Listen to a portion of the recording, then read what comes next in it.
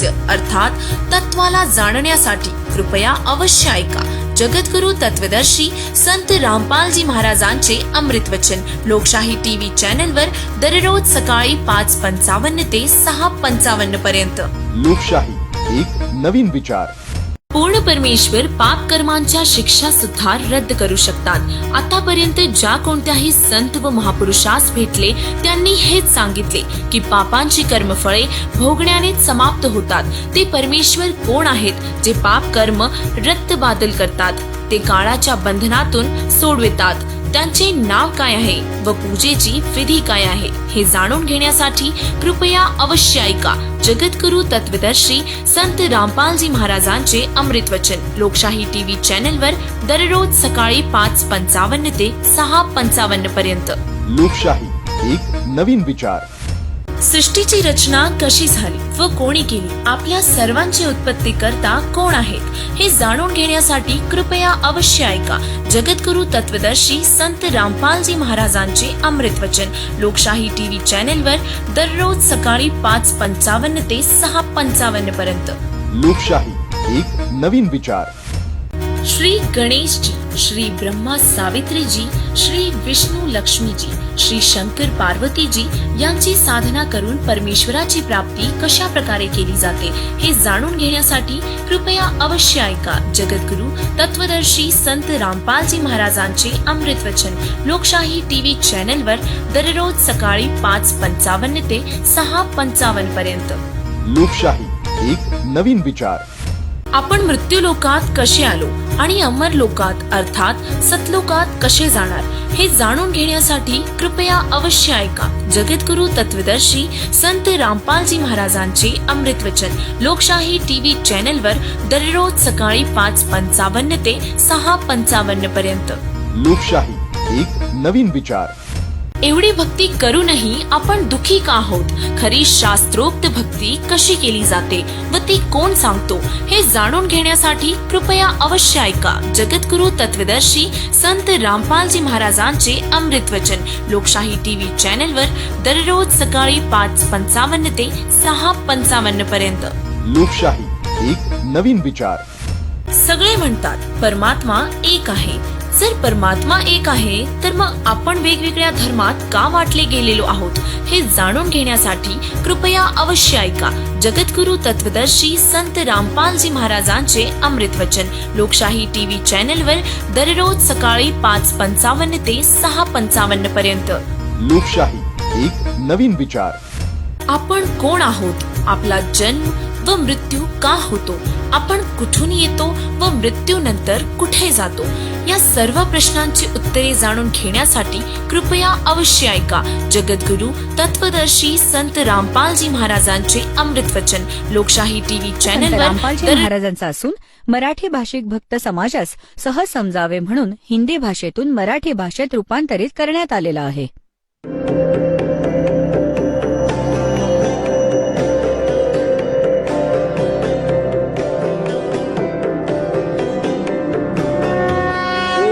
सब ज्ञान डी कबीर ज्ञान सो ज्ञान और जैसे घोड़ा तोब कायम करता चले मैदान. जगद्गुरु तत्वदर्शी संत रामपालजी महाराजांचे अमृत वचन सर्व पवित्र धर्मांच्या व पवित्र शास्त्रांच्या आधारावर. परमपिता परमात्मा पूर्ण ब्रह्म सर्व सृष्टीचे रचनाकार कबीर देव कबीर साहेब कबीर भगवान अल्लाहू अकबर या परमपित्याच्या असीम कृपेने आपण सर्व सत्संग ऐकण्यासाठी उपस्थित आहात. खूप पुण्य केलेल्या प्राण्याला मानव शरीर प्राप्त होतं. त्याहूनही पुण्यवान तो प्राणी आहे जो सत्संग प्राप्त करतात, सत्संगाला येतात. पुण्यात्म्यांनो, जोपर्यंत आपण सत्संग ऐकत नाही तोपर्यंत आपण आपल्या परंपरागत कर्मांना अंतिम मानून त्यावर आरूढ होतो. तिथपर्यंतच आपली बुद्धी सीमित असते. कारण आपण आपल्या बॅकग्राऊंडमध्ये डोकावून पाहत असतो. आपले आजोबा पणजोबा देखील असंच करीत होते. जेव्हा आपल्याला सत्संग प्राप्त होतो, परमात्म्याचं ज्ञान होतं. सत्संगामध्ये हे ज्ञान दिलं जातं. आपण कोण आहात, कुठून आलात, इथे तुम्ही जे कर्म करीत आहात त्याचा उद्देश काय आहे आणि मृत्यूनंतर तुम्ही कुठे जाणार आहात. पुण्यात्म्यांनो, जोपर्यंत आपल्याला हे ज्ञान होणार नाही की या मनुष्य जीवनाचा उद्देश काय आहे, तोपर्यंत आपण हे मनुष्य जीवन सफल करू शकणार नाही करू शकणार. जेव्हा आपल्याला याचं ज्ञान होतं, सत्संगामध्ये सांगितलं जातं, मात पिता मिल जाएंगे,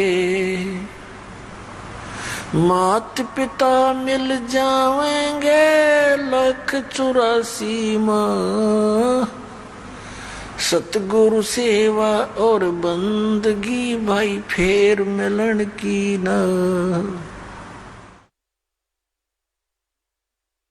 जिथेही आपला जन्म होईल, माता पिता तर तिथे मिळतीलच. जर आपण पशु बनलो तिथेही माता पिता, पक्षी बनलो तिथेही माता पिता, मानव बनलो तिथेही माता पिता. हे तर आपल्याला मिळतच राहतील, परंतु सद्गुरु सेवा आणि ही भक्ती म्हणतात परत नाही मिळणार. मानुष जन्म दुर्लभ है, मिले न बारंबार, तरवर से पत्ता टूट गिरे, बहुरे न लगता डर. झूठे सुख को सुख कहे, मान रहा मन मोद. ये सकल चबीना काल का, कुछ मुख में कुछ गोदे. बेटा जाया खुशी हुई, खूब बजाए थाल. ये तो आना जाना लगा हुआ है जो कीड़ी का नाल. पतझड़ आवत देख कर बन रोवे मन माही. ये ऊंची टहनी पात थे, अब पीले हो जाही. पात झड़ता न्यू कहे, सुन भई तरवर राय. अब के बिछुड़े नहीं मिलेंगे, न जाने कहाँ गिरांगे जाए. तरवर कहता पात से, सुनो पात एक बात, यहाँ की यह रीति है, एक आवे एक जात. परमात्मा, परमेश्वर, पूर्ण ब्रह्म सत्यपुरुष कबीर साहेब हे आमचे पिता आहेत, हे आमचे जनक आहेत, हे आमच्यासाठी भटकत आहेत. आणि काळ भगवानाने ज्याच्या लोकमध्ये आपण राहत आहोत, याने आम्हाला भांग पाजली आहे. कबीर साहेब म्हणतायत, कबीर ये माया अटपटी और सब गट आण अड़ी, और किस किस न समझाऊं या कुआ भांग पड़ी. आता ह्या संसारिक सुखांच्या शोधात, त्यांच्याच प्राप्तीसाठी उन्हातान्हात ह्या अनमोल जीवनाचा नाश करून घेतो हा भोळा प्राणी. आणि जेव्हा हा संसार सोडून जातो, जेव्हा याचा अंत समय येतो, याच्यावर अनेक आपत्ती ओढवतात. पूर्ण जीवनात याने जो संग्रह केला तो इथेच राहतो हे त्याला दिसेल. या उपर त्या परिवाराला सोडून जायला लागतं ज्याला आपण आपलं म्हणतो, ज्याच्याशिवाय आपण एक क्षणही राहू शकत नव्हतो, आणि जायला लागतंच. तर परमात्मा म्हणतात, इथं जे काम तुम्ही करायला हवं होतं ते आपण सुरू पण केलं नाही. जसे काही वृद्धावस्थेतील व्यक्ती एकत्र बसतात कधी, तर ते काय म्हणतात? जोपर्यंत त्यांना तत्वज्ञान होत नाही, एक म्हणतो की बाबा माझी 2 मुले 2 मुली आहेत आणि त्यांची लग्न लावून दिली, सर्वांना संतान दिलं भगवानाने, माझं काम पूर्ण झालं. आता परमात्म्याने बेलाशक घेऊन जावं, आता बेशक मृत्यू येऊ दे मला.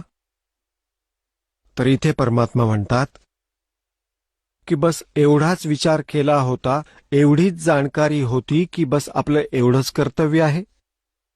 परमेश्वर म्हणतात की हे कर्म तर पशुही करतात, पक्षीही करतात. तुम्ही वेगळं असं काय केलं? आणि तुम्ही म्हणताय की ज्याने माझं जीवन सफल झालं, हे तर बर्बाद झालं तुमचं जीवन. आपण जे करायला हवं होतं ते तर सुरू सुद्धा केलं नाही, त्याची तर सुरुवातही केली नाही, जे मनुष्य जीवनात करायला हवं होतं. आता जे व्हायचं होतं ते तुमचं प्रारब्ध होतं, ते आपल्याला मिळणारच होतं. आता जसं मुलांची लग्न होतात, लग्न होताच कुटुंबाची देखील इच्छा असते आणि स्वतःची देखील इच्छा असते की मुलगा व्हावा. तसं तर परमात्म्याचा जो नियम आहे, त्याचं जे ज्ञान आहे, हे सांसारिक विचारांपासून भिन्न असतं. आणि भक्त आणि जग यांचा आपापसातला विरोध यासाठी असतो की जे भक्तीचे नियम असतात ते संसाराच्या नियमांच्या विपरीत असतात. परमात्मा तर म्हणतात की मुलगा आणि मुलगी यामध्ये फरक केवळ मूर्खच करतात, ज्यांना कसलंच ज्ञान नाही. तरीही आम्ही ज्या पद्धतीने अभ्यास केला होता, ज्ञान ऐकवतायत परमात्मा की मुलाच्या इच्छेत आणि आशा ठेवतो की मुलगा व्हावा, पण मुलगी होते. दुसऱ्या वेळी पुन्हा इच्छा करतात की भगवंता आता तरी मुलगा होऊ दे, तेव्हाही मुलगीच होते. मग तिसरीही मुलगीच होते, चौथी पण होते आणि 5वी पण, आणि मुलगा होतच नाही. जसं आपण ऐकायचो की भाई त्याची 4 एकर जमीन होती, त्याने आता 16 एकर जमीन बनवली आपल्या कष्टाने. खूप मेहनत केली तेव्हा झालं. दुसरे काय मेहनत करत नव्हते, ते देखील अशीच मेहनत करत होते, पण त्यांना काही मिळालं नाही. तर जे तुम्हाला मिळतंय ते तुमच्या पूर्वजन्माचे संस्कार, प्रारब्ध, तुमच्या भाग्यात लिहिलेले, ना तुम्ही इच्छिलेलं ना तुम्ही केलेलं. जशी त्यांना मुलाची इच्छा होती, ना त्यांनी इच्छिलेलं घडलं ना केलेलं, तेच घडलं जे प्रारब्धात होतं.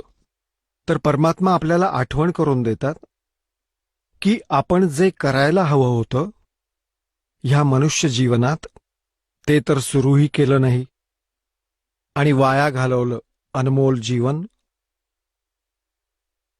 आता पुण्यात्म्यांनो, ज्यावेळी आपण सत्संगासाठी येतो, हे ज्ञान मिळवतो, तर तेव्हा आपली अवस्था अशी होते, जे पुण्यकर्मी प्राणी असतात. कशी होते? एक शेतकरी होता आणि तो बाजरीची राखण करत होता. बाजरी लावतात तर त्यासाठी एक मंच बनवतात उंच, त्याला मचाण असंही म्हणतात, त्याला झोंडा असंही म्हणतात, मचाण असंही म्हणतात. तर त्या मचाणावरती उभं राहून गोफण बनवतो. गोफण, त्यात एक खडा ठेवून आणि त्याला गोल फिरवून फेकतो. चिमण्यांना, पक्ष्यांना उडवून लावतो, जे बाजरीच्या पिकाचं नुकसान करतात. तर त्या आवाजामुळे आणि खड्यांच्या इकडे तिकडे पडण्याने त्या चिमण्या उडून जातात शेतातून. तर त्यासाठी शेतकरी काय करतो, छोटे छोटे मातीचे गोळे बनवतो आणि त्यांना ठेवून देतो आपल्या मटक्यामध्ये वाळवून. मग ते असे गोफणीतून फटकारत राहतो. गलोल टाईप असतं ते. एकदा पाऊस खूप पडला, त्याचे सगळे गोळे भिजून गेले. जवळच एक छोटी टेकडी होती. उंच असा डोंगर होता छोटासा. त्याने विचार केला की चला तिथे जाऊन दगड उचलून आणू. 1 किलोमीटर अंतरावर होता. छोटे छोटे दगड शोधायला तिथं गेला तर त्याने काय पाहिलं की पाण्याने माती वाहून गेल्याने खूप छान गोल गोल असे खूप गोटे मिळाले त्याला, चकचकीत. ते घेऊन आला. 20-30 होते. त्याचं काम भागलं. तर ते घेऊन आला होता तो चकचकीत असे गोटे 200-250 ग्रॅमचे, जे त्याच्या कामासाठी अगदी योग्य होते. तिकडे त्याची पत्नी छोट्या मुलाला घेऊन त्याच्यासाठी भाकरी घेऊन गेली. तर काय झालं, मुलाने त्यातला एक गोटा उचलला जो चकचकीत गुळगुळीत होता. खेळता खेळता त्यानं तो उचलला. इकडे त्याची पत्नी जेवण देऊन परत घरी आली मुलाला घेऊन. मुलाने तो हातातच आणला. आता त्याच्या पत्नीला काही सामान आणायचं होतं. तिने विचार केला हा दगड आहे आणि दुकानदाराला देते, काही नाही तर त्याचं वजन म्हणून तो उपयोग करेल. बाट. तो दगड घेऊन ती शेठकडे गेली गावातल्या. त्याला म्हणू लागली, हा दगड काही तुमच्या उपयोगी पडला तर पहा, त्याच्या बदल्यात मला काही सामान द्या. मीठ मिरची काही देऊ शकत असाल तर तुमच्या हा उपयोगी येईल. वजन बनवा. त्याच्या शेजारी बसला होता त्याचा एक नातेवाईक. तो जव्हेरी होता. त्याच्या लगेच लक्षात आलं की हा साधा दगड नाही, हा तर लाल आहे. तर शेठ म्हणाला, भाई हा तर लाल आहे. तर त्या शेतकऱ्याच्या पत्नीला दुकानदार म्हणाला, भगिनी तुला काय सामान हवं आहे, द्या, तुमची मर्जी असेल ते द्या. म्हणाला ठीक आहे. 20 मण बाजरी म्हणजे बाजरीची पोती दिली 5-7, साखरेची, गुळाची, काही सामान. तिचं घर भरून टाकलं. तिच्या मनात आलं, ह्या दुकानदाराला वेडबीड लागले काय, लालाजी बहुतेक वेडा झाला, जाऊ दे माझं काय जातंय. त्याने भरून टाकलं. तर संध्याकाळी तो शेतकरी आला घरी. त्याने घरात पाहिलं, हे एवढं आणलंस कुठून तू.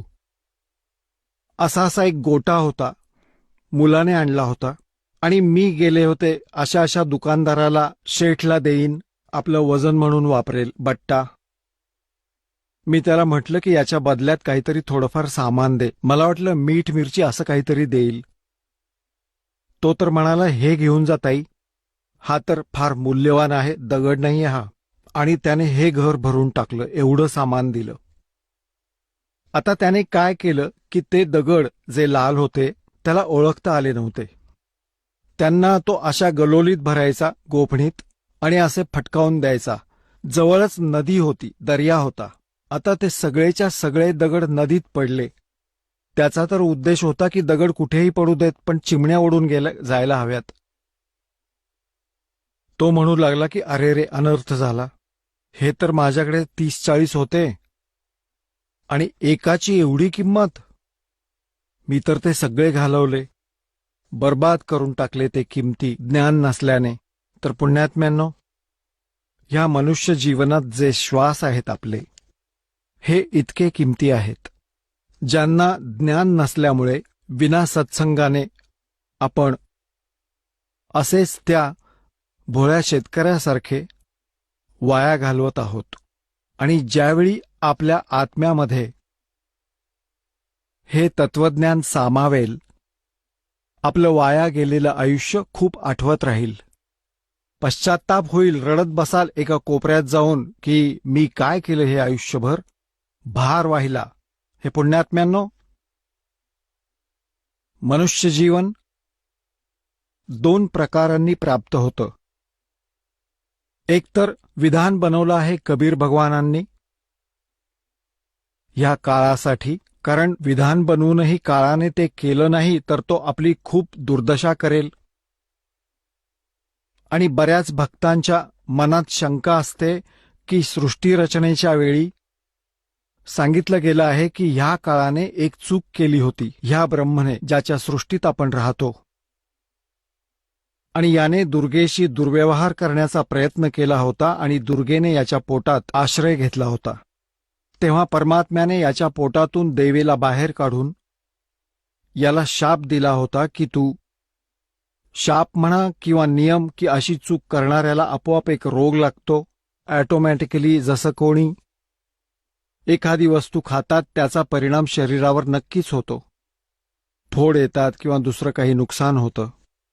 तशीच याने जी चूक केली त्या चुकीमुळे याला एक रोग झाला की त्या परमात्म्याने विधान बनवून ठेवलं होतं की अशी चूक करेल त्याला अशी शिक्षा मिळेल. 1,00,000 मानव शरीरधारी मनुष्य प्राण्यांचा नित्य आहार करण्याचा आणि 1,25,00,000ची उत्पत्ती करण्याचा. आता परमात्म्याने त्याला अशी शिक्षा दिली. काही भक्तांना असं वाटतं की परमात्म्यांनी शिक्षा द्यायला नको होती याला, ही मनुष्य जीवनाचा आहार करण्याची. तर पुण्यात्म्यांनो, ते जाणकार आहेत परमात्म्याच्या विधानात, परमात्म्याच्या क्रियेत. जर आपण काही त्रुटी काढतो तर आपण अनोळखी आहोत. परमात्मा जे करतो ते चुकीचं असू शकत नाही. जर याला ही 1,00,000 मनुष्य जीवांना खाण्याची शिक्षा दिली नसती तर याने आपल्याला एकही मनुष्य जन्म दिला नसता. आपण पाहतात 83 लाख प्रकार की अन्य प्राणियों में ठोक रखी ये जीव सारे, और ये भी ना देता यो. कारण की मनुष्य जीवन आपल्याला अवश्य मिळेल. मालिकने असा नियम करून ठेवला आहे. आणि मनुष्य जन्म मिळाला तर परमात्मा आपल्याला निजघराची खूणही सांगू शकतात, ज्ञान देऊ शकतात, भक्ती करून घेऊन आपल्याला परतही घेऊन जाऊ शकतात. परमात्म्याने नियम बनवून ठेवला आहे यासाठी याची अपरिहार्यता होऊन बसलीय. एक मनुष्य जीवन आम्हाला देण्याची मजबुरी बनली आहे, म्हणून हा आम्हाला एक मनुष्य जन्म अवश्य देतो. मग तो कितीही निकम्मा पापी व्यक्ती असो, मनुष्य जन्म त्याला एक अवश्य मिळेल. केव्हा? आता जसं हा दास तुम्हाला सांगणार आहे, 2 प्रकारांनी मानव शरीर प्राप्त होतं. एक तर आळीपाळीने एक नियम बनवून ठेवला, त्याची अपरिहार्यता झाली की आळीपाळीने म्हणजे 84 लाख योनींमधून सगळे कष्ट भोगून झाल्यावर मग पापकर्मांचा दंड भोगून ह्या प्राण्याला एक मानव शरीर अवश्य मिळतं. तो किती वर्षांनी मिळेल, लाख वर्षांनी मिळेल, 1000 वर्षांनी मिळेल, ते त्याच्या संस्कारांवर, पापपुण्यावर अवलंबून आहे. आणि दुसऱ्या प्रकारे मनुष्य जन्म मिळतो पूर्वजन्मीच्या पुण्यसंस्कारांनी. जसं पूर्वीही मनुष्य होते आणि पुढेही मनुष्य राहतील, ते पूर्वपुण्याईमुळे लागोपाठ अनेक जन्मही त्यांना मनुष्याचे मिळतात. जशी एक कथा आहे, धृतराष्ट्रजी आंधळे होते. ते भगवान श्रीकृष्णाला म्हणाले की हे भगवान, मला मागच्या 100 जन्मांची तरी आठवण आहे की मी असं काही पाप केलं नाही ज्यामुळे माझे डोळे जावेत, मी आंधळं व्हावं.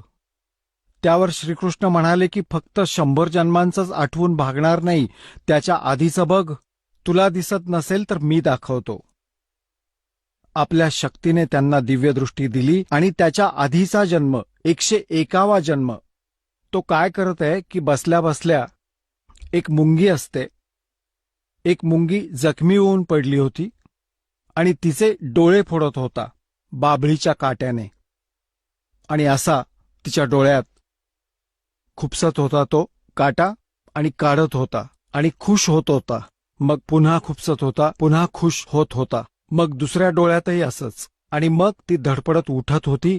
ते पाहून खुश होत होता. म्हणू लागले, हे बघ तुझं फुटकं कर्म. तर पुण्यात्म्यांनो, अशा प्रकारे आपली बरीच कर्म नासवली आहेत. तर एक तर आळीपाळीने म्हणजे आपली वेळ आल्यावर मनुष्य जन्म प्राप्त होतो, आणि दुसरं असं की पूर्वजन्मीही तो मनुष्य होता आणि आत्ताही मानव आहे. तर हा असा ज्याचा जन्म आहे, पूर्वीही मनुष्य होता आणि असू शकतं त्याच्या आधीही मनुष्य होता. 10-20 लागोपाठ मनुष्य जन्म मिळू शकतात पुण्याईने. पण जोपर्यंत परमसंत भेटत नाहीत, मागची बॅटरी डाऊन होईलच आपोआप. ती एका जन्मातही होऊ शकते, 2, 3 किंवा 4 जन्मही लागू शकतात. आणि मग एकदम सगळे बंध तोडू शकतो. हा काळ त्याला 84 लक्ष योनीच्या फेऱ्यात ढकलून देऊ शकतो, जर मनुष्य जन्माअंतर्गत त्याला कोणी सत मार्गदर्शक मिळाला नाही तर पुण्यात्म्यांनो, ज्यांना आधीच्या मनुष्य जन्मानंतर परत मनुष्य जन्म प्राप्त झाला आहे, तर त्या प्राण्याला परमात्म्याची ओढ लहानपणापासूनच लागते. ती वेगळी गोष्ट आहे की तो कुठल्या प्रकारची साधना करतो, जसा आणि ज्या धर्मात तो जन्म घेतो, तर तो आत्मा परमात्म्याच्या साधनेशिवाय राहूच शकत नाही. ते पूर्व पुण्याई असलेले प्राणी, तर तो तर नक्कीच कुठल्या ना कुठल्या प्रकारे भक्ती करतो, थांबू शकत नाही. ही वेगळी गोष्ट आहे की त्याला कुठली साधना प्राप्त आहे आणि ती लाभदायक आहे की हानिकारक, ते तर मग संत सांगू शकतात. तरीही तो पुण्यकर्मी प्राणी जसे या संतांकडे गेलेले आहेत, हा राधास्वामी पंथ, हा जय गुरुदेव पंथ, सच्चा सौदा सेरसा पंथ, आणि जन्मालवाली दनौदवाला हा ताराचंद पंथ, आणि हे सगळे जे आहेत व्यासवाला, आणि हे सुधांशुजी, हे सतपालवाले, हे बालयोगेश्वर, हे सगळे हे कित्येक जीवांना आपल्या मागे लावतात. हे तेच पुण्यवान प्राणी आहेत ज्यांना आधीच्या मनुष्य जन्मानंतर पुन्हा मनुष्य जन्म मिळालाय, आणि हे पुण्यात्मा परमात्म्याशिवाय राहू शकत नाहीत. भले त्यांना मंगळवारी उपवास करायला लागो किंवा बुंदी वाटायला लागो, ये नहीं कुछ कर लेंगे इतनी संतुष्टि नहीं होती. तर ज्ञानाशिवाय आणि कुठल्या संताशिवाय ही साधना ही व्यर्थ आहे. गीतेच्या 16व्या अध्यायात श्लोक नंबर 23 आणि 24 मध्ये म्हटले, अर्जुन, शास्त्रविधींचा त्याग करून जे मनमानी आचरण करतात, जे मनमानी पूजा करतात, त्यांना कुठलंही सुख मिळत नाही, ना त्यांना कुठली सिद्धी मिळते, नाही त्यांना कुठला मोक्ष मिळतो, ना गती मिळते. तर युजलेस म्हणून म्हणतात की अर्जुन, यासाठी कर्तव्य आणि अकर्तव्याच्या व्यवस्थेबाबत, म्हणजे भक्तीमध्ये काय करावं आणि काय करू नये, शास्त्रच प्रमाण आहे. त्यांच्याच आधारे तू कर्म कर, कोणाच्या दंतकथा ऐकून भक्तिमार्गावर चालू नकोस. म्हणजे जे संत सद्ग्रंथांच्या आधारे ज्ञान देतील त्यांचंच ज्ञान खरं समज. तर पुण्यात्म्यांनो, जेवढे आपले धर्मगुरू होते आणि आहेत, सगळे हेच सांगतात की आम्ही वेद, गीता, पुराण यांच्याच आधाराने आपल्याला ज्ञान देत आहोत. सगळे संतुष्ट होतात. यांच्यापुढे कुठला ग्रंथ नाही, यांच्यापुढे कुठलं शास्त्र नाही, यातूनच हे आपल्याला सांगतात. तर हे फायनल आहे, बिलकुल खरं आहे. पण ते खोटे होते. ते अज्ञानी होते, तत्वज्ञानहीन प्राणी होते, ज्यांना आपल्या सद्ग्रंथांचंही ज्ञान नव्हतं. आणि आम्हाला लोकवेद, दंतकथा ऐकून जीवननाश केला. आता पुण्यात्म्यांनो, जो प्राणी आळीपाळीने येतो, मनुष्यजन्म प्राप्त करतो, तो भक्तिमार्गाकडे वळत नाही. कितीही प्रयत्न केले तरी तो ऐकत नाही. तो तर दारू पिईल किंवा ज्याचं जे काम आहे, उदाहरणार्थ कोणी शेतकरी आहे, कोणी मजूर आहे किंवा कोणी दुकानदार आहे, तर तो त्याच्या कर्मातच गुंतून राहतो, कारण तो पूर्वजन्मी पशुजन्मातून आलेला आहे. तर अशा प्रकारच्या प्राण्याला भक्तिमार्गाकडे वळवणं खूप अवघड असतं. आणि जे आधीच्या संस्कारातून मनुष्यजन्म प्राप्त करीत आले आहेत, ते स्वतःच तडफडत आहेत, भटकत आहेत भगवंतासाठी, तर ते शीघ्र ग्रहण करतात अशा ज्ञानाला. आता त्यांना चुकीचं ज्ञान मिळालं तर तेही चटकन ग्रहण करतील, कारण त्यांना भगवंत हवा आहे. आणि ते बुद्धिमान लोक असतात. जेव्हा तत्वज्ञान, खरं ज्ञान ऐकतात, तेव्हा त्यावर विचार करतात, विरोध करत नाहीत. ते खूप सखोल विचार करतात की असं का म्हटले, कोणत्या कारणामुळे म्हटले, खोलवर जातात आणि ते आपलं कल्याण करवूनच घेतात. असेच एक कागभूषण नावाचे एक महात्मा झाले आहेत आणि गरुडांसोबत त्यांची एकदा चर्चा झाली. दोघे एकमेकांना भेटले. गरुड कोण आहेत? भगवान विष्णूंचं वाहन. गरुड पक्षी. आता हे देवता असतात आणि हे बोलतात माणसासारखं. यांचे चांगले विचार असतात, भले ते पशुयोनीत पक्षीयोनीत आहेत. आणि कागभूषण यांचं तोंडही वरून कावळ्यासारखं आहे, बाकी शरीर देवतांसारखं आहे. अशी त्यांची व्यवस्था आहे. तर जेव्हा त्याने आपली कथा ऐकवली, गरुडजी म्हणाले, हे कागभूषण, आता आपल्या जवळ बसल्यावर मला खूप शांत वाटतं आणि आपण परमात्म्याच्या भजनामध्ये दिवसरात्र तल्लीन असता. आपण ही स्थिती, ही गती कशी प्राप्त केली? आता कागभूषण म्हणाले, हे गरुडदेव, माझी कथा खूप मोठी आहे, वेळ असेल तर सांगतो. गरुडजी म्हणाले, आपण ऐकवा, मी ऐकायला जाणायला उत्सुक आहे. तर कागभूषणजी ऐकवू लागले की गरुडदेव, एकदा मनुष्य जन्म होता माझा आणि त्या आधी सुद्धा मी असंख्य मनुष्य जन्म वाया घालवले होते. कधी भक्ती मार्गाकडे वळलो नाही. एकदा काय झालं की आम्ही 2 बहिणी 2 भाऊ होतो. माझे आईवडील होते, असं मोठं कुटुंब होतं. आणि एकदा असं दुर्भिक्ष पडलं, म्हणजे दुष्काळ पडला. पाऊस पडला नाही, अन्नाचा अभाव झाला, झाडांची पानंही, वृक्षही वाळून जाऊ लागले. तर इतकी भयंकर स्थिती आली की माणूस माणसाला खाऊ लागला. सगळे वृक्षही खाल्ले, पानंही खाल्ली, तोडून कुटून गवतही खाल्लं. माणसाला माणूस खाऊ लागला. त्या स्थितीमध्ये माझे आईवडील, भाऊ बहिणी म्हणजे माझा सगळा परिवार माझ्या डोळ्यांसमोर मृत्यू पावला. मी 20 वर्षे वयाचा होतो. भाऊ बहिणी माझ्यापेक्षा लहान होते. ते भूक फार काळ सहन करू शकले नाहीत. आईवडील वृद्ध होते, तेही मृत्यूला प्राप्त झाले. मीही तिथून निघून माझा जीव वाचवण्याचा प्रयत्न केला आणि मी अवंतिका नगरीत पोहोचलो. तिथे दुष्काळ नव्हता. तिथे माझा जीव वाचला, भोजन मिळालं. परंतु माझे आईवडील, माझे भाऊ बहीण भुकेने व्याकुळ होऊन रडत भेकत माझ्या डोळ्यांसमोर मृत्यू पावले होते. त्या स्थितीमध्ये मी खूप दुःखी होतो. मी विचार करत असे, हे परमात्मा, हे कसलं जीवन आहे? कालपर्यंत तर पहा, मी केवढ्या थाटात आईवडील, बहीण भाऊ यांच्याबरोबर प्रेमाने राहत होतो. आज माझा सगळा नाश झाला. हे काय झालं? कारण की मनुष्य जेव्हा खूप दुःखी होतो, त्याला परमात्म्याचा आश्रय दिसू लागतो. एका मंदिरात एक शिवाचा भक्त ब्राह्मण कथा सांगत होता. तर मी तिथे जाऊन बसलो की इथे काही रोटी खायला वगैरे मिळेल. ब्राह्मण कथा सांगत होता. सगळे उठून निघून गेले. मी बसूनच राहिलो. ब्राह्मणाने विचारलं, तू का बसून आहेस बाळा? माझ्या डोळ्यातून अश्रू वाहू लागले.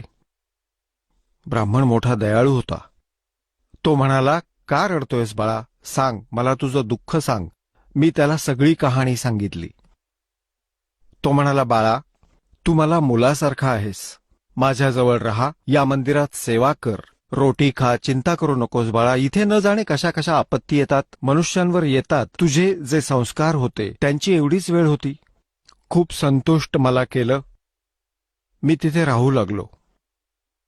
आता तो विप्र दररोज भगवंताची कथा सांगत असे आणि मला म्हणत असे, मुला, दीक्षा घे, भक्ती कर. पण माझ्या मनाला कधीच वाटलं नाही की दीक्षा घ्यावी. मी ते टाळत असे, म्हणत असे की नंतर पाहू. आता कागभूषणजी सांगतायत गरुडजींना की असेच 6 महिने निघून गेले. रोज कथा ऐकत असे, बसून राहत असे, पण मनात कधी येतच नसे की अनुग्रह घ्यावा, दीक्षा घ्यावी.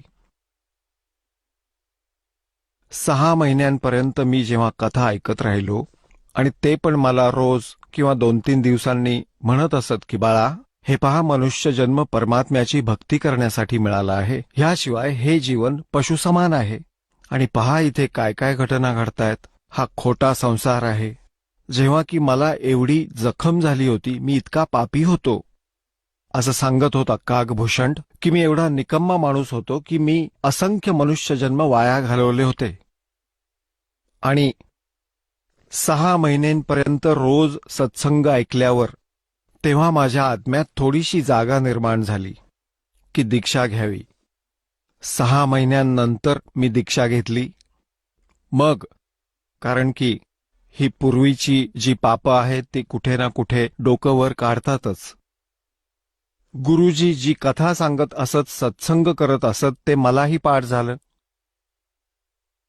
आता गुरुजी आपल्या घरी जात असत, मंदिरात सत्संग वगैरे करून नंतरही भक्त येत असत, तेव्हा मी त्यांना कथा सांगू लागलो. आणि माझा आवाजही छान गुरुजींपेक्षा, कारण मी तरुण होतो, ते वृद्ध झाले होते, 50-60 वर्षांचे होते. त्यामुळे तीच कथा ते जशी सांगत असत त्यापेक्षा मी गाऊन, नाचून, रंगवून सांगू लागलो. त्यामुळे जे येणारे भक्त होते त्यांची श्रद्धा माझ्यावर चांगली बसली आणि माझी प्रशंसा करत, वा वा, तुमचा तर खूपच छान आवाज आहे, आपण तर कोकिळेसारखं गाता, वा वा वा, हृदयापर्यंत जाऊन पोचते. आता श्रद्धाळू तर शेवटी श्रद्धाळूच असतात. रामाची कथा कोणीही सांगितली तरी छानच वाटते, आणि जर कोणी गाऊन ढोलकी वाजवून सांगितली की जास्तच आवडते, कारण कान हे इंद्रिय प्रबळ आहे. पुण्यात्म्यांनो, अशा प्रकारे हा जीव मार खातो. आता पुण्यात्म्यांनो, जसं काही भक्त अज्ञानामुळे असं म्हणतात, जसं या दासाने पूर्वी पाहिलं आहे, हे कबीरपंथी विशेषतः काय करतात, एक तारा घेऊन गातात परमात्म्याच्या वाणीला शब्दांमध्ये, आणि मोठ्या सुरेलपणे गातात, मोठ्या लयीत गातात. कोणी तर फिल्मी गाण्यांच्या चालीवर तबला वगैरे वाजवून परमात्म्याची वाणी ऐकवतात. आणि मग काय म्हणतात, भाई तुझा आवाज खूप चांगला आहे, तू ऐकव. त्यात दुसऱ्याला बसवतात आणि याला उभं करतात. दुसरा म्हणतो, ह्याचा आवाज तर ऐकून बघ, हा का ऐकवतोय. मग तिसऱ्याला उभं करतात, वा भाई वा, याचा तर खूपच छान आवाज आहे, तू ऐकव. आता इथे परमात्मा म्हणतायत, हे जे दारुडे असतात ना, दारुडे, ते करतात अशा गोष्टी, याचा आवाज चांगला आहे, याचा आवाज वाईट आहे, असं काय असतं का? आता जसं एखाद्याकडे चोरी झाली आणि एका व्यक्तीने येऊन सांगितलं की भाई तुमच्या घरी चोरी झालीय. जर त्याने काही भांग किंवा दारू प्यायली नसेल तर एवढं सांगणं पुरेसं आहे. पण जर का त्याने केले असेल नशा आणि त्याला कोणी सांगितलं की तुमच्या घरी चोरी झालीय, तर तो काय म्हणेल, चोरी झाली भाऊ तुमच्या घरी. मग यावर तो काय म्हणेल, असं नको, गाऊन सांग.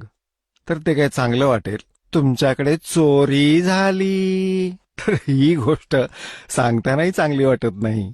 आणि मग तो म्हणणार की वा वा वा वा, याने छान सांगितलं. आणि दुसरा कोणी असाच, कारण दारुडाच असं गाऊ शकतो आणि दारुडाच असं बोलू शकतो, तर दुसरा दारुडा मग आणखीन चांगल्या लयीत गाऊन दाखवतो, तुमच्याकडे चोरी झाली, वा वा वा, सुंदर सुंदर, काय छान गायला हा. अरे मूर्खा, तुला एवढं काय त्याचं, कोणी कुठल्याही भाषेत सांगेल की तुझ्या घरी चोरी झालीय. हे ऐकल्यावर कोणीतरी ताबडतोब उठेल आणि जाऊन पाहेल की किती नुकसान झालंय. आणि हे मात्र म्हणतायत की ह्याचा आवाज चांगला आहे, ह्याचा आवाज नाहीये. आता हे दोघेही दारुडे आहेत, म्हणजे अज्ञानी आहेत, मूर्ख आहेत. अरे एवढीशी गोष्ट परमात्मा म्हणतायत, कोट जन्म तन पर मत हो गया, कुछ ना हाथ लगा रे, और कुकर सुकर खरबा बोरे, कौआ हंस पुकारे. कोट जन्म तू राजा की ना मिटी न मन की आशा, और भिक्षुकों का दर दर घुमा, ये मिला ना निर्गुण रासा. जसं एका भगिनीचा एकुलता एक मुलगा मेला आणि ती अशी रडत रडत पद्यभागासारखी बोलत होती, अरे बाळा आता माझं कसं होणार. तर ती गात नव्हती, ती रडत होती. तर संतांनी ही जी वचनं सांगितली आहेत ती आमच्यासाठी अशासाठी बनवली आहेत की माणूस जेव्हा रडत रडत गातो तेव्हा त्याचा परिणाम वेगळा होतो. आणि ते सिंपल वेने सुद्धा सांगता येतं कि यूं सौदा फिरना ही संतो, ये सौदा फिरना ही, ये लोहे जैसा ताव जाते काया देश राही. तीन लोक और भवन चतुर्दश सब जग सौदे आही, और दुगने तिगने किए चौगने किन्हु मूल गवाई. मग काय सांगतायत की यो दम टूटे पिंडा फूटे लेखा दरगाह माही, उस दरगाह में मार पड़ेगी त्रिजम पकड़ेंगे बाही. मग काय सांगतायत की बांध पिंजड़ी आगे धर लिया मरगट को ले जाही, अग्नि लगा दिया जद लंबा फूक दिया उस ठाई. मग पुढे काय सांगतायत की फिर पीछे तू पशुआ की जय गद्दा बैल बनाई, ये 56 भोग कहा मन बोरे कि कुर्डी चरणे जाई. आता पुण्यात्म्यांनो, हा काय गाणं ऐकवण्याचा विषय आहे का? हे तर गाणं रडण्यासारखं आहे. जसं मुलांना पहिल्या इयत्तेत शिकवतात, अननसाचा, आ आईचा, तर हे तर पहिलीतल्या मुलांना अशा आवाजात शिकवलं जातं. तिथे आवाजाला महत्व नाही, अक्षराशी संबंध आहे. आ से आंबा, आंबा कसा असतो, ते आ अक्षर कसं आहे. तर ही व्यवस्था जे गाण्यामध्ये सुरामध्ये पाहून जे करतात, तर ते मूर्ख किंवा भोळे आत्मे असतात, ज्यांना अध्यात्म मार्गाचं ज्ञान नसतं. तर काय सांगतात की नरसेती तू पशुआ की जय, और गद्दा बैल बनाई, ये 56 भोग कहा मन बोरे कि कुर्डी चरणे जाई. सांगा, आता ही काय गाण्यासारखी गोष्ट आहे? ही तर रडण्यासारखी गोष्ट आहे की मनुष्य जन्म संपला, भक्ती केली नाही तर गाढव बैल बनावा लागेल. आपला चेहरा, आपली दृष्टी, शोध, चिंतन त्या गाढवाच्या आयुष्याकडे जायला हवं. परमात्म्याची वाणी हा दास जेव्हा बोलतो, मनुष्याचा तू गाढव बनशील. गद्दा बैल बनाई, ये 56 भोग कहा मन बोरे कि कुर्डी चरणे जाई. आज आपण किती सुंदर पवित्र आहार करतो. रोटी, हलवा, पुरी, खीर. तहान लागली की पाणी पितो, भूक लागली की रोटी खातो, जेव्हा इच्छा होईल तेव्हा. तर म्हणतात की परमात्म्याने ही व्यवस्था अशासाठी केली आहे की आपण परमात्म्याची भक्ती करावी. आणि ती नाही केले तर काय होईल? तुला पुन्हा गाढव बैल बनावं लागेल. और ये 56 भोग कहा मन बोरे तू कुर्डी चरणे जाई. तर ही स्थिती होईल. तर पुण्यात्म्यांनो, आता कागभूषणाच्या बाबतीत ही अशीच घटना घडली. 4 गोष्टी शिकले, गाणं शिकले, आणि त्याचे प्रशंसक झाले काही जे श्रोते येत होते. त्याच्यामध्ये अभिमान भरला. गरुडजींना सांगतायत कागभूषणजी की एक दिवस मी बसलो होतो, आसपास माझ्या बाजूला ते प्रशंसक भक्त विराजमान होते. गुरुजी आले मंदिरामध्ये भगवान शिवजींची पूजा करण्यासाठी. तर मी बसल्या बसल्याच प्रणाम केला. उठलो नाही. मी उठून आदर केला नाही गुरुजींचा, जो एक नियम असतो. आणि मला वाटलं माझी बेइज्जती होईल, माझे शिष्य बसले आहेत आसपास, असं मी मनातल्या मनात म्हटलं. अभिमान झाला होता. तर गुरुजींनी तर याकडे लक्ष दिलं नाही. ते आपल्याच नादात होते पूजा विजा करण्याच्या. ते तर मंदिरात भगवान शिवजींच्या मूर्तीपुढे बसून भक्ती करू लागले. आता पुण्यात्म्यांनो, दास जी कथा सांगणार आहे ती असं नका समजू की त्या मंदिरातील पूजेमुळे त्या पुजाऱ्याला, पंडिताला काही लाभ होत होता. ती पूजा तर तुम्ही कुठेही करा, घरी बसूनही करा, शुद्ध मनाने कुठल्याही इष्टदेवतेची तुम्ही पूजा कराल, साधना कराल. जेवढं त्या इष्टदेवतेचं सामर्थ्य असेल, शक्ती आहे, तेवढी मदत तुमची अवश्य करेल. कबीर साहेब म्हणतायत, जो जाकी सरना बसे ताको ताकी लाज, और जल सुई मछली चढ़ जाइए बह जाते गजराज. आता जसं पाणी वरून पडत असतं असं धबधब्यासारखं, तर त्याच्यासमोर तगड्याहून तगडा हत्ती सुद्धा, शक्तिशाली हत्ती जरी उभा राहिला तर त्यालाही ते पाणी वाहून घेऊन जातं, फेकून देतं. आणि माशाला मात्र पाण्यात कुठेही फिरण्याची परवानगी आहे, कारण त्याचं पाण्याशी विशेष नातं आहे. त्याने त्याच्यासाठी आपले सर्व नियम तोडले आहेत. तो उलट्या दिशेने सुद्धा वर चढू शकतो आणि वरती जाऊ शकतो, प्रवाहाच्या विरुद्ध जाऊ शकतो. तर सांगायचा अर्थ असा की जशी आपली मित्रता एखाद्या इन्स्पेक्टरशी असेल आणि त्याच्या ऑफिसमध्ये तुम्ही सरळ जाऊ शकता, तुम्हाला चहा पाजेल, बर्फी देईल, जेवायला घालेल आणि त्याच्या अखत्यारीतलं जेवढं काम असेल ते आधी करेल आपलं, तसं इन्स्पेक्टरच्या कार्यालयात जायची सामान्य माणसाची हिंमत होत नाही. पण त्याच्यासाठी ते मामूली काम असेल. तसंच जर एखाद्या डीसी बरोबर मैत्री असेल तर तो त्याच्या स्तरावरची मदत सहयोग आपल्या मित्राला तो डेप्युटी कमिशनरही देतो. आणि अशाच प्रकारे कोणा मंत्र्याशी तुमची ओळख असेल तर तो त्याच्या स्तरावरचा लाभ तुम्हाला देईलच देईल. आणि ज्याची मुख्यमंत्र्यांशी ओळख असेल आणि असंच पुढे जर पंतप्रधानांशी ओळख असेल तर त्यांच्या पुढे हे सगळं फेल होईल. आता म्हणतात, जो जाकी सरना बसे ताको ताकी लाज, और जल सो ही मछली चढ़ जाए ये बह जाते गजराज. तर भगवान शिवजींची साधना करत होता, सच्चा मनाने करत होता. भगवान शिव ही काही साधी आसामी नाही, एक विभागीय मंत्री आहेत ह्या 3 लोकांमधील काळाच्या या ब्रह्मांडामध्ये. आता जेव्हा ते हे पुण्यात्म्यांनो ह्या संकल्पना बरोबरच अशासाठी स्पष्ट कराव्या लागतात कारण तुमच्या मनात ते जुनं पुराण ज्ञान साचून राहिलेलं आहे, गळ्यापर्यंत भरून ठेवलेलं आहे. आता ते सगळं काढायला हवं. रेघा मार मारून कोपरान कोपरा घासून, कुठे पेंट ठीक नसेल, एखादा पेंटर जो असतो तो घासून पुसून नीट सावधपणे लावतो सगळीकडे. कुठे गंज राहिला तर तो टिकू देणार नाही, त्याला लावला तर खराब होऊन जाईल. जेव्हा तो पुजारी, पंडितजी, ब्राह्मण भगवान शिवजींच्या पूजेत तल्लीन झाला, आकाशवाणी झाली भगवान शिवजींची त्या मंदिरामध्ये की अरे धूर्त कागभूषण, तुला 1,00,000 वर्षांपर्यंत नरकात टाकेन. आता त्या गुरुदेवांनीही आकाशवाणी ऐकली. त्या मुलाला बोलावलं, बाळा काय चूक केलीस तू? भगवान एवढे का रागावलेत तुझ्यावर? अरे माफी माग, क्षमा याचना कर. आता पुण्यात्म्यांनो कबीर साहेब म्हणतायत, बहुत प्यारा बालक माँ का और उससे बढ़कर सद्गुरुओं का. आई वडिलांना मूल किती प्रिय असतं आणि म्हणतात त्यापेक्षाही 100 पटीने, कित्येक पटीने जो आहे गुरूंना शिष्य प्रिय असतो. कारण ते वचनाचे पुत्रपुत्री असतात त्याचे आणि आईवडिलांचे पोटचे असतात. तर तो त्यांना आपलं मानतो ज्या दिवसापासून त्यांनी आश्रय घेतला, अनुग्रह घेतला.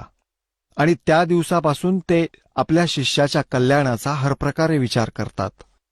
तर त्या गुरुदेवांनी सांगितलं, हे परमात्मा, हे भगवान, बालक भोळा होता, काही चूक झाली असेल तर माफ करा. म्हणतात 1 प्रहरपर्यंत म्हणजे जवळजवळ 4 तासांपर्यंत, 1 प्रहरापर्यंत उभे राहिले. 4 तासांचा 1 प्रहर असतो. तर 1 प्रहर उभे राहिले, प्रार्थना करीत राहिले. मग आकाशवाणी पुन्हा झाली के जम के लोग चलो रे भाई, हमरा वचन न खाली जाई. आकाशवाणीत सांगितलं की जर तू आपल्या गुरुजींचा आदर ठेवू शकत नाहीस आणि माझी भक्ती करतो आहेस तर माझा काय आदर ठेवणार तू? माझ्याशी तू असाच वागशील. जेव्हा पुण्यात्म्यांनो एक नियम आहे मालिकचा. परमात्मा कबीर साहेब म्हणतात, गुरु मानुष कर जानते ते नरकइये अंध, और महादुखी संसार में आज्ञा काल के फंदे. कबीर साहेब म्हणतायत, मम संत मुझे जान मेरा ही स्वरूपम. आता जसा हा दास आहे आणि परमात्मा कबीरजींनी पाठवलेला त्यांचा प्रतिनिधी समजा, त्यांचा दास आहे. आपल्याला या दासाला ॲज अ कबीर परमेश्वर ट्रीट करावं लागेल जेव्हा तो राजी होईल, जेव्हा तो प्रसन्न होईल. कारण ते भगवान अशी दृष्टी ठेवतात की आज जसा व्यवहार हा मी पाठवलेल्या संताबरोबर करतो आहे आणि मी त्याच्या जागी असतो तर माझ्याशीही तो असाच वागला असता. तर काय सांगतायत? गुरु गोविंद कर जानियो, रैयो शब्द समाए, मिले तो दंडवत बंदगी, नहीं पल पल ध्यान लगावे. गुरुला परमात्मा जाणून आपलं जीवन सफल करा आणि मिले जो दंडवत बंदगी, नाही तो चिंतन खूप करे. तर काय सांगतायत की जसं एखाद्या गणितातला प्रश्न असतो, जसा एक गणितातील प्रश्न असतो त्यात की एक मूळधन माहिती करून घ्यायचं असतं आणि ते मूळधन करोडोंच्या राशीमध्ये असतं. त्या ऋणच्या त्या सवालात प्रश्नात मूळधन काढायचं असतं तर समजायचं असतं त्यात की समजा मूळधन 100 रुपयांचं आहे आणि मूळधन 100 रुपये मानल्याशिवाय ओरिजिनल मूळ राशी काढता येत नाही, म्हणजे तो प्रॉब्लेम सॉल्व्ह होत नाही, तो प्रश्न सोडवता येत नाही. त्यासाठी मानावं लागतं की समजा मूळधन 100 रुपये.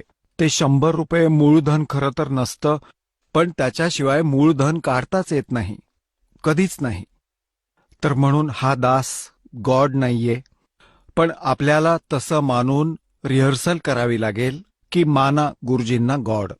हे समजून घ्या पुण्यात्म्यांनो, कारण की जेव्हा तुम्ही इथून जाल तर आपल्याला त्रिकुटीवरून, जिथे एक इंटरनॅशनल एअरपोर्ट आहे इथून जाण्याचा, आणि तिथे जाण्यासाठी ज्यानं तिकीट काढलं आहे, म्हणजे ज्या इष्टदेवतेची साधना ज्यांनी केलेली आहे, त्यानुसार त्रिकुटीतूनच त्याचं पुढे पुढे त्याच रस्त्याने त्याचं विमान जाणार आहे. तर तुम्ही जेव्हा तिथे पोहोचाल, हा दास तुम्हाला उभा असलेला दिसेल.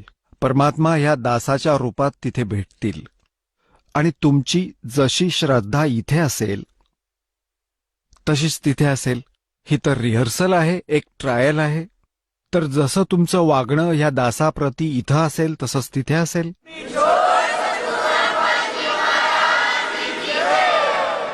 चला आता आपण त्या श्रद्धाळूंचे अनुभव जाणून घेऊयात, ज्यांनी जगद्गुरू तत्वदर्शी संत रामपालजी महाराजांकडून दीक्षा प्राप्त केलेली आहे, तसेच त्यांच्याद्वारा सांगितलेल्या भक्ती मार्गावर चालत आहेत. नमस्कार. नमस्कार सतसाहेब. आपलं नाव? अरुण शंकरराव शहाणे, आपण कुठून आलात? नागपूर, महाराष्ट्र. आपला व्यवसाय काय आहे? नोकरी करतो कोऑपरेटिव्ह सेक्टरला. संत रामपालजी महाराजांची सद्भक्ती आपण कधी स्वीकारली? जानेवारी 2009. संत रामपालजी महाराजांची गुरुदीक्षा घेण्याअगोदर आपण व आपला परिवार कोणती भक्ती साधना करत होतात? जी, आम्ही लहानपणापासून वारकरी संप्रदाय, राष्ट्रसंत तुकडोजी महाराज आणि अन्य जे काही प्रवचनकार होते, मोरारी बापू, ठाकरसिंग महाराज यांच्या प्रवचनाला, सगळ्यांचे ज्यांचे प्रवचन होत होते त्यांच्या प्रवचनाला आम्ही जायचो. आणि त्यांनी जी सांगितली ती इष्टभक्ती समजून आम्ही ती पूर्ण साधना आहे असं समजून आम्ही त्यांची पूजा करायचो. जसं वारकरी संप्रदायामध्ये हरिपाठ म्हणणे, भजनाला जाणे, उपवास करणे, वारीला तसं आम्ही फार कमी जायचो, पण ज्ञानेश्वरीचं वाचन आणि इतर जे सणवार असतात त्या दिवशी उपवास करणे, जसा रामजन्म आहे, कृष्ण जन्म आहे, शिवरात्री आहे, असं सगळा उपवास आम्ही करायचो आणि ती भक्ती पूर्ण आहे असं समजून आम्ही ती साधना करायचो.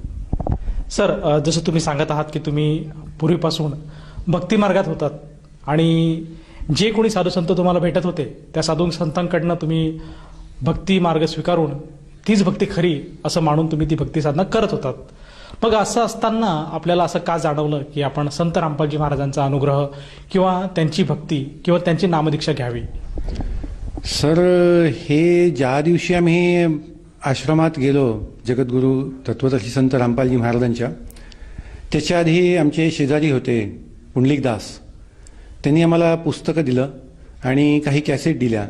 त्या आम्ही याच्यावर टीव्हीवर लावून त्यातलं जेव्हा बघितलं तेव्हा त्यांनी सांगितलं की आपण जी भक्ती करतोय ती यथार्थ आहे का, ती सद्भक्ती आहे का, ती ऑथेंटिक आहे का.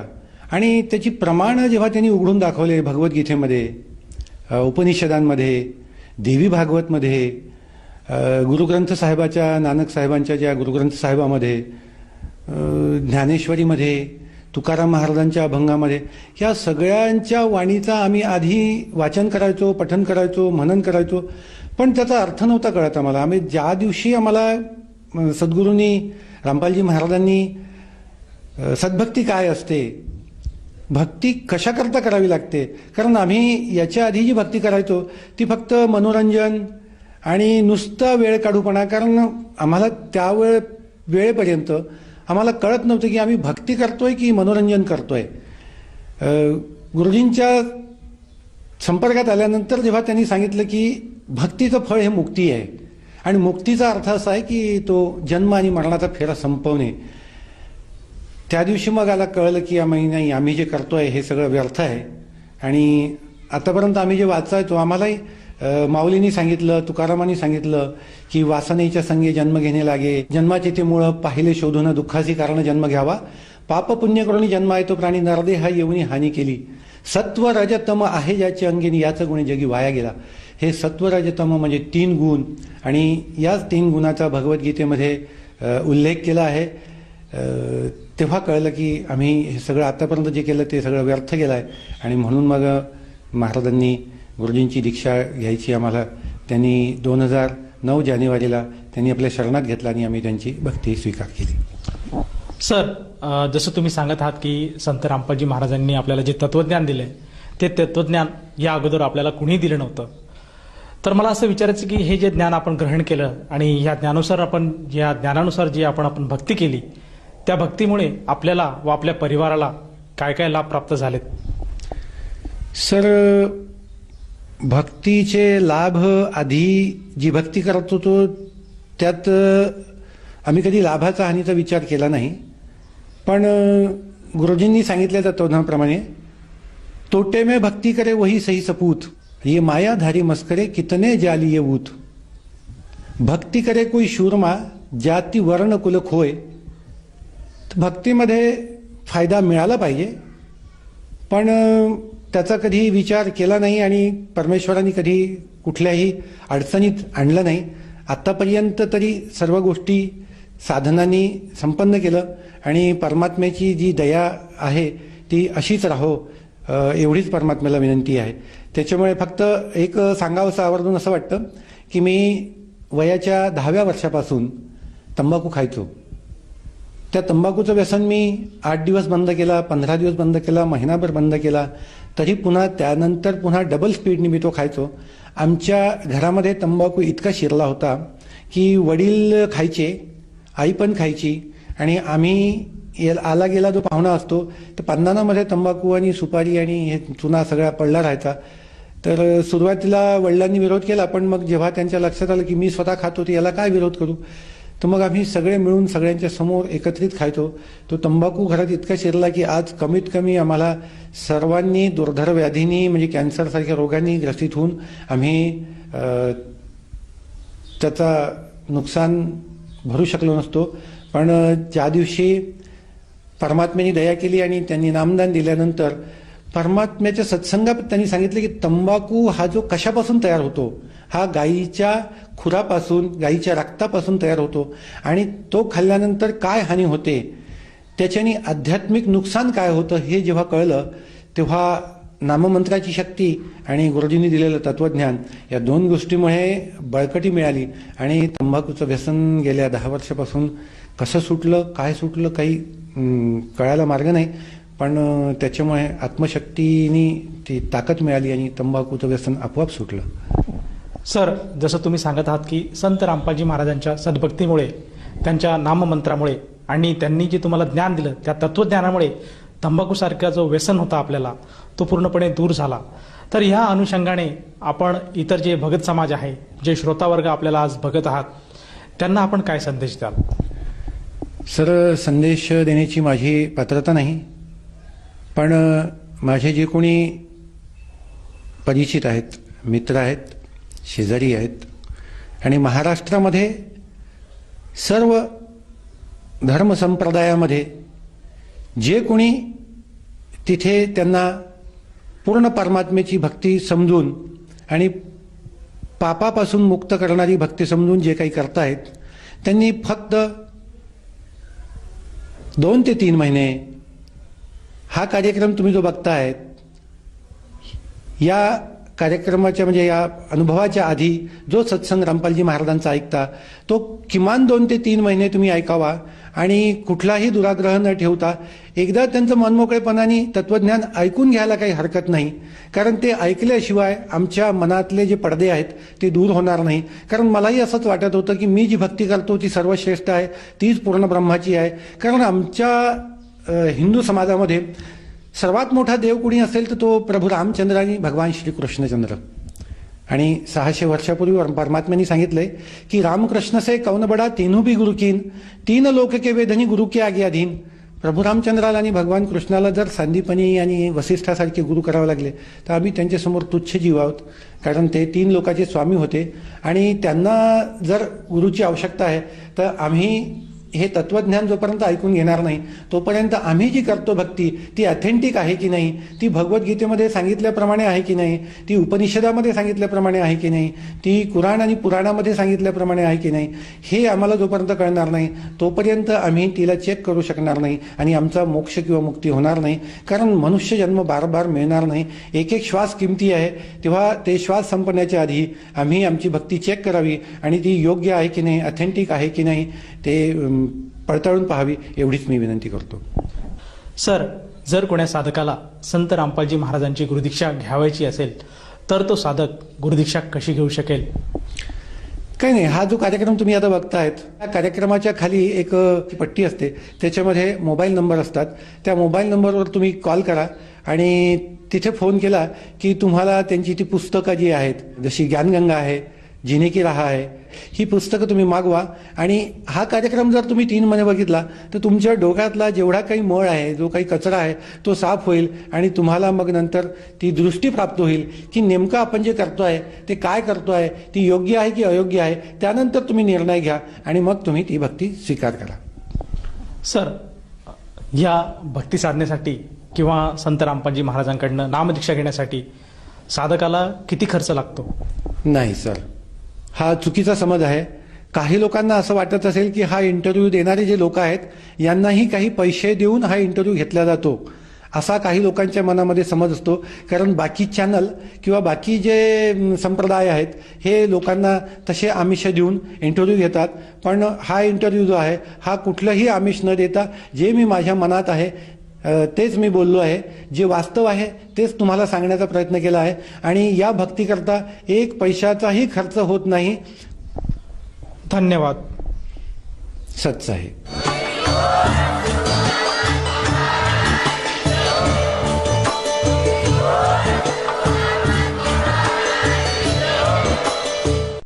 आपण ऐकत होता जगद्गुरु तत्वदर्शी संत रामपालजी महाराजांचे मंगल प्रवचन.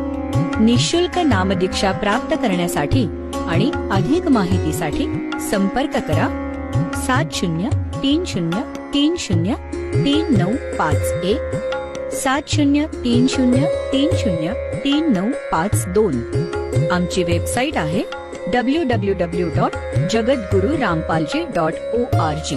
सर्व पवित्र